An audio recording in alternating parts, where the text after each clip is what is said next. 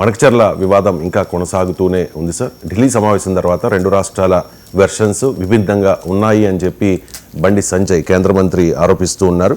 మణకచర్లపై చర్చల వివరాలను బహిర్గతం చేయాలి అంటూ డిమాండ్ చేస్తూ ఉన్నారు సార్. బండి సంజయ్ డిమాండ్ని మీరు ఎలా చూస్తారు? అంటే ఎవరు బహిర్గతం చేయాలి? రెండు రాష్ట్రాల ముఖ్యమంత్రులు బహిర్గతం చేయాలి అంటున్నారు. ఇప్పుడు కోర్టులో ఇద్దరు లాయర్లు ఉంటారు, అటువైపు ఇటువైపు జడ్జి ఉంటాడు. తీర్పును ఎవరు బహిర్గతం చేస్తారు? జడ్జి. లాయర్లు బహిర్గతం చేయరు కదా. లాయర్లు ఏం చేస్తారు? లాయర్లు వాళ్ళ వర్షన్ మాత్రమే బహిర్గతం చేసుకుంటారు. ఇప్పుడు ఏ లాయరు, ఒకవేళ లాయర్కి ఒక వెబ్సైట్ ఉందనుకోండి, తన వాదన, తమ పిటిషన్ మాత్రమే అప్లోడ్ చేసుకుంటాడు. సో ఎదుటి తన అపోనెంట్ లాయరు వర్షన్ కూడా అప్లోడ్ చేస్తాడా?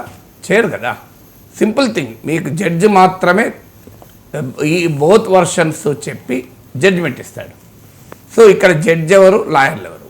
రేవంత్ రెడ్డి తెలంగాణ తరఫున లాయరు, చంద్రబాబు నాయుడు ఆంధ్రప్రదేశ్ తరఫున లాయరు, జడ్జి కేంద్ర ప్రభుత్వము, కేంద్ర జలవనరుల శాఖ మంత్రి. ఈ సమావేశానికి అధ్యక్షత వహించింది జలవనరుల శాఖ మంత్రి. ఈ సమావేశం పెట్టింది కేంద్ర ప్రభుత్వం. ఇప్పుడు రేవంత్ రెడ్డి ఒక వర్షన్ చెప్తున్నాడు, చంద్రబాబు నాయుడు ఒక వర్షన్ చెప్తున్నాడు. అఫ్కోర్స్ చంద్రబాబు నాయుడు చెప్పలేదు, కానీ ఆయన తరఫున ఇరిగేషన్ మంత్రి నిమ్మల రామానాయుడు చెప్పాడు.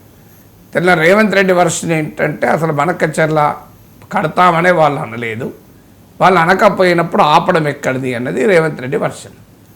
వాళ్ళు మరి ఎందుకు అనలేదు అన్నది తెలుగుదేశం దానికి వివరణ ఇవ్వాలి.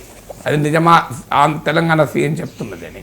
ఎందుకంటే అప్పటిదాకా మణకచర్ల మీదే కదా చర్చ అంతా జరిగింది.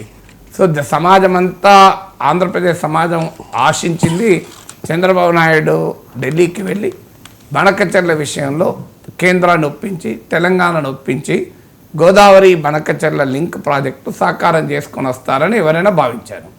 కానీ తెలంగాణ ముఖ్యమంత్రి చెప్తున్నారు అసలు ఆంధ్రప్రదేశ్ వాళ్ళు కడతామని కూడా అనలేదు అని. మరి వాళ్ళు ఎందుకు కడతామని అనలేదు అంటే ప్రీ ఫీజిబిలిటీ రిపోర్టు కేంద్ర ప్రభుత్వ సంస్థలైన గోదావరి రివర్ మేనేజ్మెంట్ బోర్డు కావచ్చు, పర్యావరణ మంత్రిత్వ శాఖ ఎక్స్పర్ట్ కమిటీ కావచ్చు, వీళ్ళందరూ అభ్యంతరాలు చెప్పారు కనుక మరి కేంద్ర ప్రభుత్వం పెట్టిన మీటింగ్లో రెండు రాష్ట్రాల ముఖ్యమంత్రుల మీటింగ్లో దాని ప్రస్తావన చేయలేదు. ఆంధ్రప్రదేశ్ ప్రభుత్వం ప్రస్తావన చేసి ఉంటే మాట్లాడాలి. ఎందుకంటే ఇప్పటివరకు తెలంగాణ ముఖ్యమంత్రి అసలు మణకచర్ల చర్చకే వాళ్ళు తీసుకురాలేదు. వాళ్ళు ఆ టాపికే తీయనప్పుడు, వాళ్ళు కడతామని అననప్పుడు మేము ఆపమని ఎందుకు అడగాల్సిన అవసరం ఏముంటుంది అన్నారు. సో దీనిపైన ఇంతవరకు ఆంధ్రప్రదేశ్ ప్రభుత్వం వైపు నుంచి ఎవరు కూడా రియాక్ట్ కాలే. తెలంగాణ ముఖ్యమంత్రి చెప్పింది నిజం కాదని ఎవరు అనలే. నిజం కాదని ఎవరు అననంత కాలం, as long as it is not contested, Revanth Reddy చెప్పింది నిజమనే అంశమే ఉంటుంది కదా. ఇక రామానాయుడు ఏమన్నాడు? మరి నిమ్మల రామానాయుడు అన్న దాంట్లో మాత్రం కమిటీ గోదావరి మణకచర్ల లింక్ కెనాల్తో పాటు తెలంగాణ రైజ్ చేసిన అబ్జెక్షన్స్ను ఈ కమిటీ పరిశీలిస్తుంది అన్నాడు. దీనిపైన తెలంగాణ ప్రభుత్వం వివరణ ఇవ్వాలి. మరి ఆంధ్రప్రదేశ్ ఇరిగేషన్ మినిస్టర్ ఏమో ఈ నిపుణుల సంఘం మణకచర్లను కూడా విచారిస్తోంది అని అన్నారు. తెలంగాణ ముఖ్యమంత్రి ఏమో అసలు మణకచర్ల చర్చకే వాళ్ళు పెట్టలేదన్నారు. దీన్ని బట్టి క్లియర్గా అర్థమవుతుంది ఆంధ్రప్రదేశ్కు సంబంధించిన వాదనలు ఆంధ్రప్రదేశ్ ఇరిగేషన్ మినిస్టర్ చెప్తున్నాడు, వాళ్ళ తరఫున ఆయన లాయర్ కనుక. తెలంగాణ సంబంధించిన అంశాలు రేవంత్ రెడ్డి చెప్తున్నాడు, ఆయన లాయర్ కనుక. చెప్పాల్సింది ఎవరిగా? రెండు లాయర్లు ఇలా వాదించారు, కానీ తీర్పు ఇది అని కేంద్రం చెప్పాలి.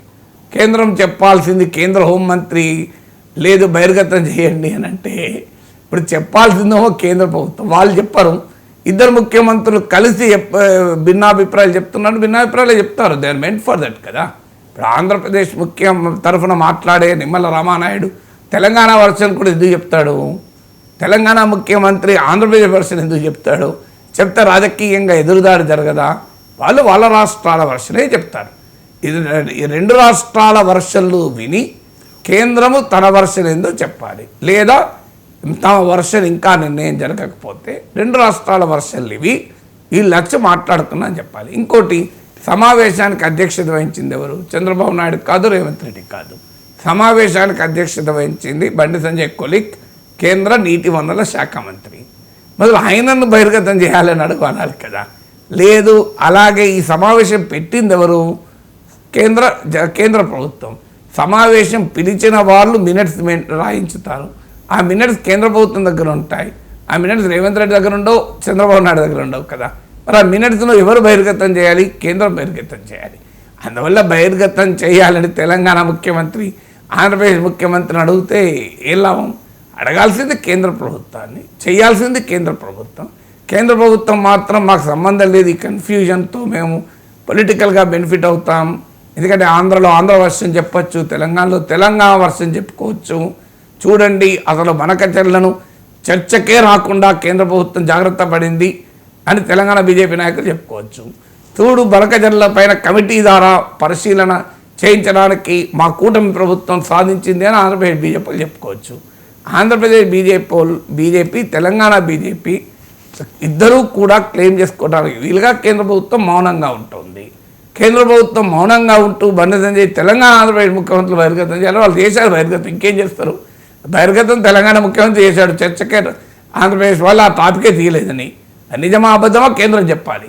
నామానాయుడు చెప్తున్నాడు, దాన్ని కమిటీకి రెఫర్ చేశాము, ఆ కమిటీ అది కూడా చర్చిస్తుందని. నిజమా కాదా కేంద్ర ప్రభుత్వం చెప్పాలి. ఎవరి వర్షం వాళ్ళు బహిర్గతం చేశారు కదా. ఇక పక్క వాళ్ళ వర్షం బహిర్గతం చేయమంటే వాళ్ళని చేస్తారు, వాళ్ళ వర్షం చెప్తారు తప్ప